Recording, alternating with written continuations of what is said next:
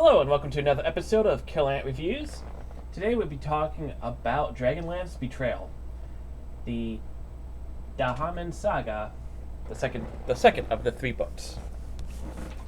This actually starts off where the last book left off. Basically, you have the main character and his buddy, which is actually who is revealed to be an ogre mage, Mal.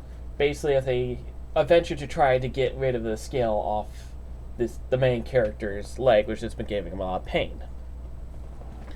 And he's also trying to recover recover any kind of what little honor he has left, and also dodge a bunch of knights that he pissed off in the first book.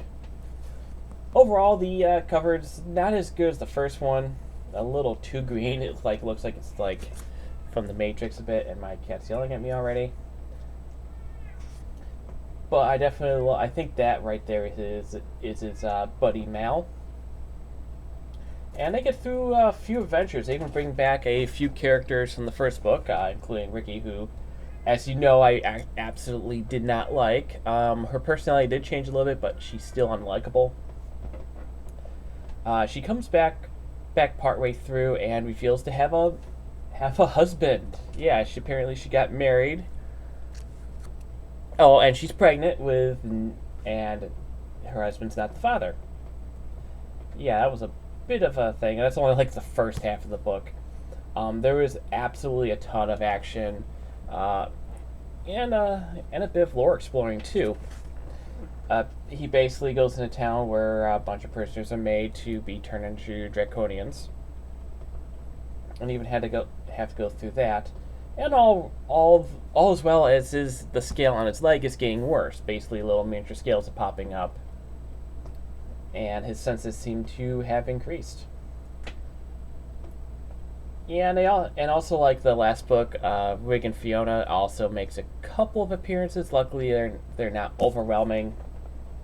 A little bit in the beginning and at the end. It's definitely an enjoyable book. I actually enjoyed this a little bit more than the first one. I forgot why I gave the range of the first one now, but the characters, even the unlikable ones, feel a little bit more likable. And like I said, it's a ton of action, a ton of like adding to the lore, all building up to a final grand scene, which is exciting, which is also kind of weird since halfway through the book they get through this huge action scene with one of the main villains, which is absolutely awesome. Yeah, so this is can't wait to read the third one. It's definitely a lengthy read. It's over 400 pages.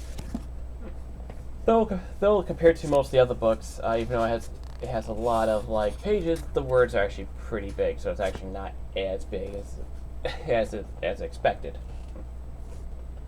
So yeah, the downsides is like I said, some of the more unlikable main characters do come back, and well, some kind of redeem themselves, others kind of not, and they kind of just they're gone. They're in and they're gone, just like that. But I do have to say there is a huge twist at the end, which I absolutely love, which builds up to the final part. So I can't wait to see how this adventure ends. Overall, I would definitely give this book a 9 out of 10. I enjoyed it from start to finish. The characters were way more, even the more unlikable characters were way more likable.